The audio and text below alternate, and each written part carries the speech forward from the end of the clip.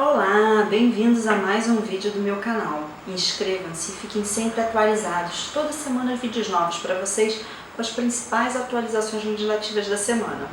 No vídeo de hoje eu vou continuar tratando da medida provisória 881 de 2019, que já entrou em vigor.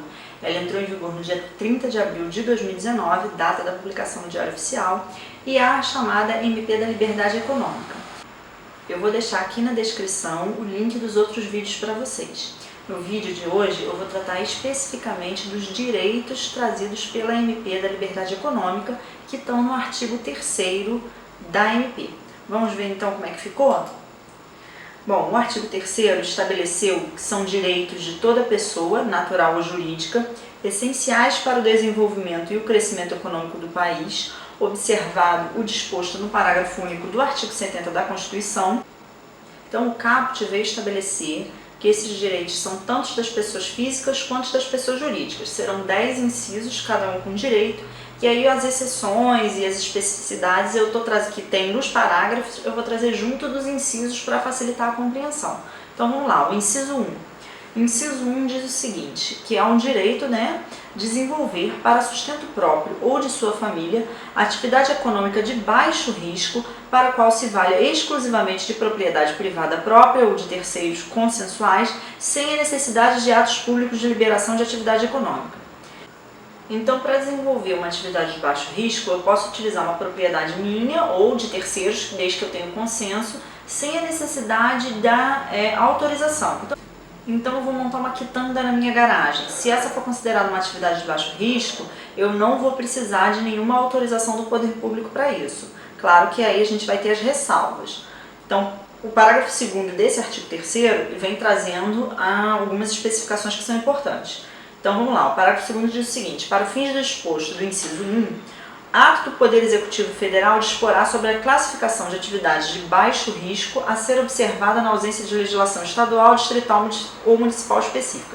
Então, essas atividades de baixo risco estarão nas legislações dos estados e municípios. Se não tiverem, o ato do Poder Público Executivo Federal vai dispor o que é atividade de baixo risco para fins dessa isenção de autorização de funcionamento. 2. Na hipótese de ausência do ato do Poder Executivo Federal de que trata o inciso 1, que eu acabei de ler para vocês, será aplicada a resolução do Comitê de Gestão da Rede Nacional para a Simplificação de Registro e Legalização de Empresas e Negócios, independente da aderência do ente federativo à Rede Nacional para a Simplificação do Registro e da Legalização de Empresa, a Rede SIM. Então, por um acaso, se ainda não houver, enquanto não houver esse ato do Poder Executivo Federal, vai utilizar a classificação do Rede SIM para atividade de baixo risco.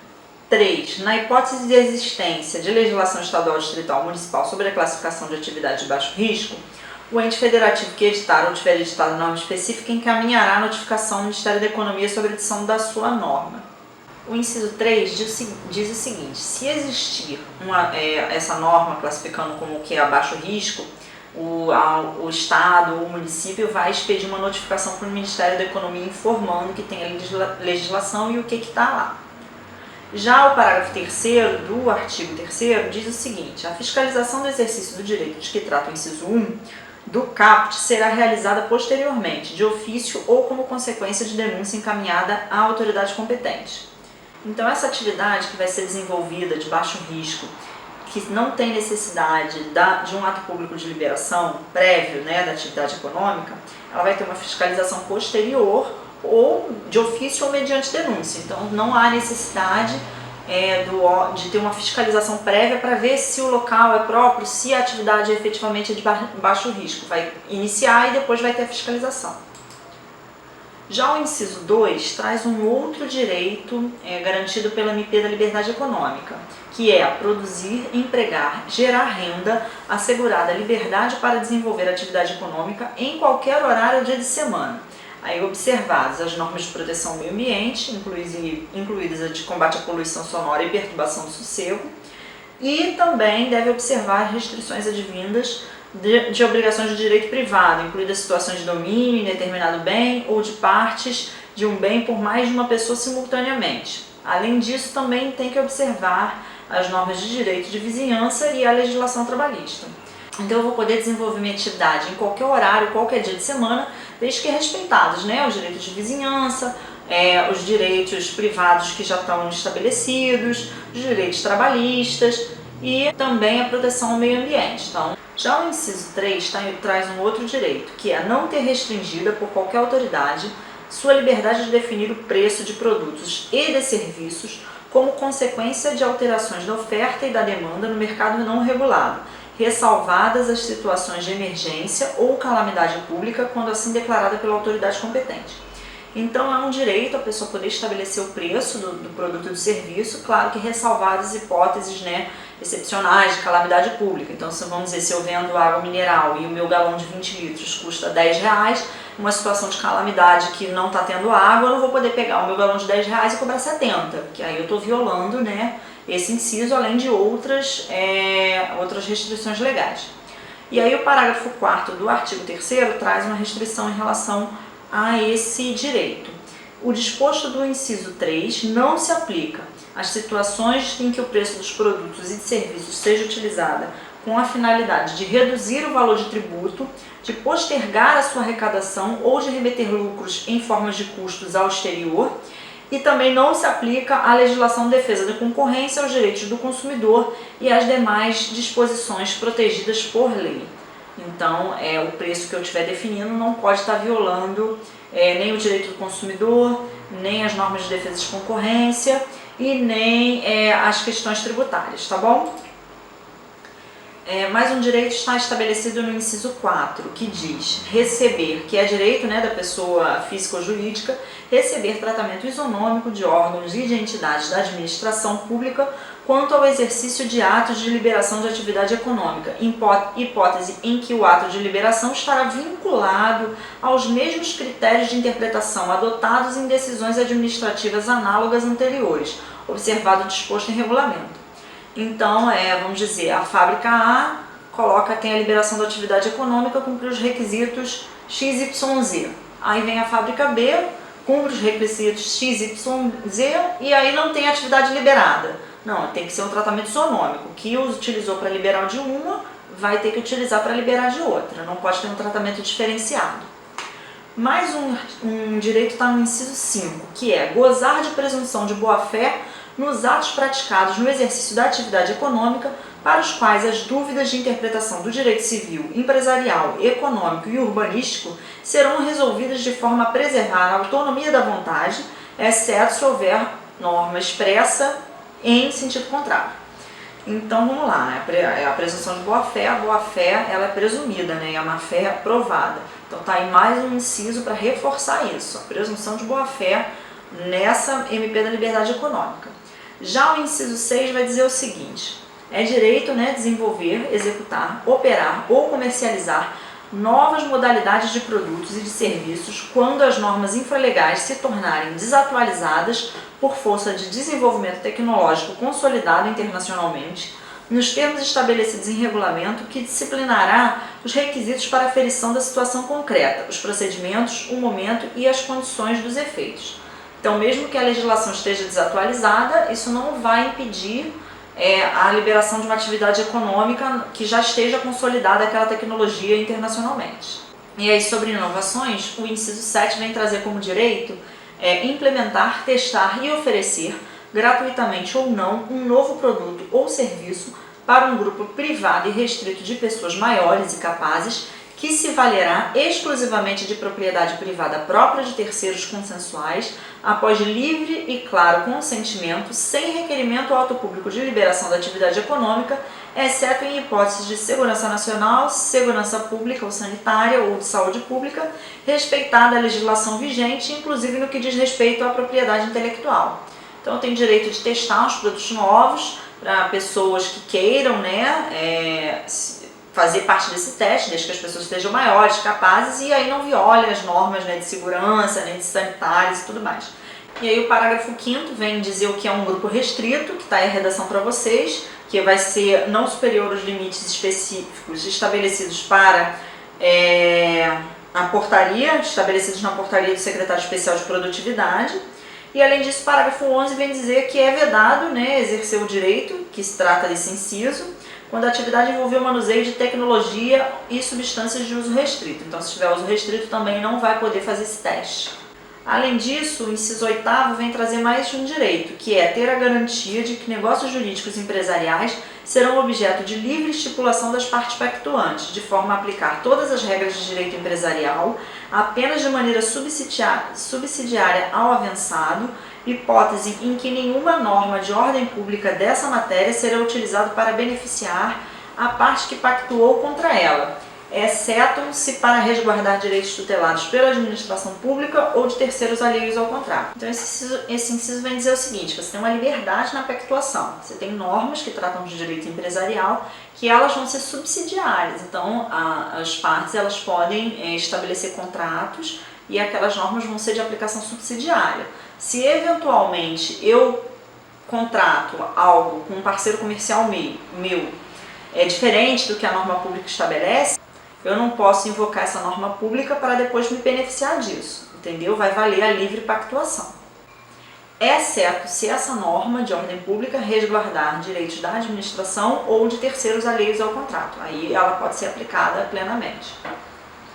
E aí o parágrafo 6º desse nosso mesmo artigo 3º que a gente está analisando, ele traz uma ressalva, dizendo que a empresa pública e a sociedade de economia mista não vão ter aplicação, não vão poder aplicar esse inciso 8º, porque elas têm norma própria no Estatuto das Empresas Estatais, que é a Lei 13.303 de 2016. Já o inciso 9º é muito importante. Ele veio estabelecer o seguinte, que é direito ter garantia de que nas solicitações de atos públicos de liberação da atividade econômica que se sujeitam ao disposto nessa medida provisória, apresentado todos os elementos necessários à instrução do processo, o particular receberá imediatamente um prazo expresso que estipulará o tempo máximo para a devida análise do seu pedido e que, transcorrido o prazo fixado, na hipótese de silêncio da autoridade competente, importará em aprovação tácita para todos os efeitos, ressalvadas as hipóteses expressamente vedadas em lei. Então, o que é isso?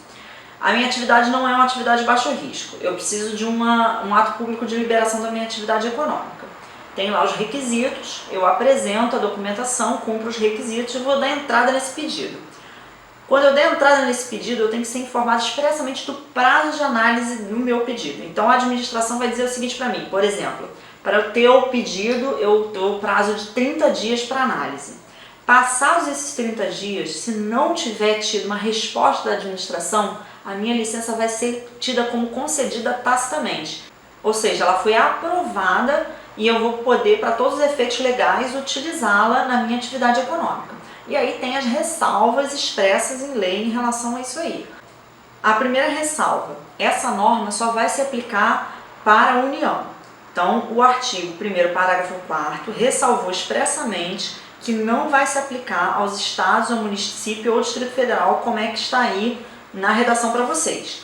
E aí tem as exceções, ou seja, vai se aplicar aos estados, Distrito Federal e de municípios se for um ato de liberação derivado ou delegado da legislação ordinária federal ou se o órgão responsável se vincular, expressamente a esse inciso 9 por instrumento válido e próprio. Então, vamos dizer, o município cria uma lei dizendo que vai aplicar isso, então vai estar aí aplicado também ao município, tá bom?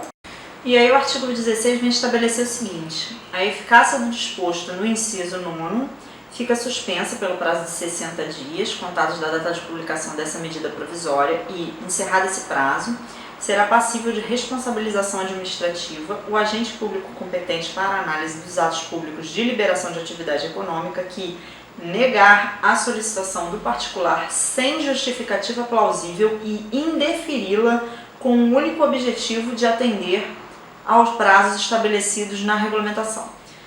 Então, naquele exemplo que eu dei, foi concedido um prazo de 30 dias para a administração se manifestar em relação ao pedido do particular. Então, o servidor, por qualquer razão, não deu tempo, não avaliou. E aí, para ele não dar a licença tácita, a autorização tácita, ele vai lá e indefere, sem motivo nenhum, só para não perder o prazo. Ele vai ser responsabilizado por essa atitude dele. Isso após 60 dias, só vai estar valendo mesmo após 60 dias a partir da entrada em vigor da medida provisória, que foi 30/4.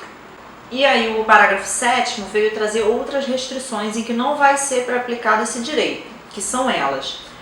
Não se aplica quando versar sobre questões tributárias de qualquer espécie, versar sobre situações prévio motivadamente consideradas como de justificável risco, também quando a decisão importar compromisso financeiro da administração pública e quando houver objeção expressa em tratado em vigor no país.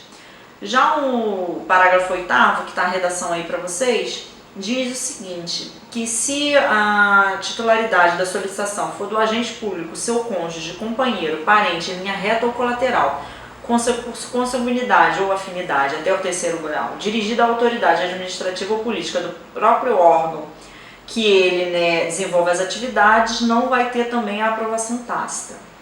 Já o parágrafo 9º estabelece que os prazos que se refere esse inciso 9 serão definidos individualmente pelo órgão ou pela entidade da administração pública solicitado no momento do pedido, observados os parâmetros uniformes do próprio órgão ou da entidade e os limites máximos para as hipóteses de baixo risco estabelecidos em regulamento. Então esse prazo vai ser estabelecido individualmente, mas dentro dos parâmetros que a administração pública já vai colocar num regulamento. E além disso, o parágrafo 10, que está aí a redação para você, vai dizer que esse prazo da análise de que trata o inciso 9 não se confunde já com os prazos de processamento de pedidos de licença, incluído o que se refere ao parágrafo 3º do artigo 14 da Lei Complementar 140 de 2011. Então, nas questões de meio ambiente, tem os prazos próprios já estabelecidos em lei e esse parágrafo 3º do artigo 14 estabelece que não é dada licença tácita em questões ambientais, tá? Então, tem essas especificações.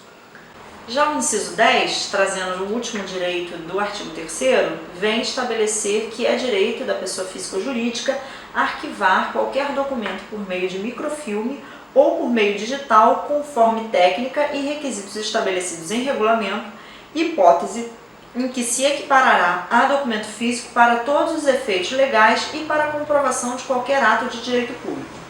Então, as empresas e os empresários não vão precisar guardar toda aquela documentação original de pagamentos de funcionários, pagamentos de tributos. Isso tudo vai poder ser escaneado ou microfilmado e arquivado e vai ter o mesmo valor do que o original. Só que aí tem as especificações em relação a isso. Isso não vai ser feito de qualquer forma. O artigo 17 vem dizer que a eficácia desse direito fica condicionada à regulamentação em ato do Poder Executivo Federal. Então vai ser feito um ato do Poder Executivo Federal estabelecendo como vai ser feita essa digitalização para ela poder ter validade. E a lei veio ressalvar que vai se aplicar expressamente às questões tributárias. O artigo 1º, parágrafo 2º, ressalvou que exceto o inciso 10, que trata dessa questão do microfilme ou da digitalização dos documentos, o resto dos direitos não se aplica quando se trata de direito tributário e direito financeiro. E esse vai se aplicar, está aí feita a ressalva pela lei. Com isso, a gente viu esses direitos, que estão do inciso 1 ao inciso 10, e a própria lei traz uma observação importante, uma ressalva importante, que é a do parágrafo 1º do artigo 3º, dizendo o seguinte: os direitos de que trata essa medida provisória não se aplicam às hipóteses que envolverem segurança nacional, segurança pública ou sanitária ou saúde pública e caberá, quando solicitada, à administração pública, de forma expressa e excepcional, o ônus de demonstrar a imperiosidade da restrição. Então, nessas questões, esses direitos não vão se aplicar, por exemplo, segurança pública ou saúde pública, e as restrições que a administração impuser têm que ser excepcionais e expressas em relação ao porquê de serem restrições, tá bom? Com isso a gente falou dos direitos trazidos no artigo 3º. Os demais vídeos que eu continuo analisando, SMP, vão estar aqui na descrição. Espero que vocês tenham gostado e convido vocês a se inscreverem no canal. Obrigada!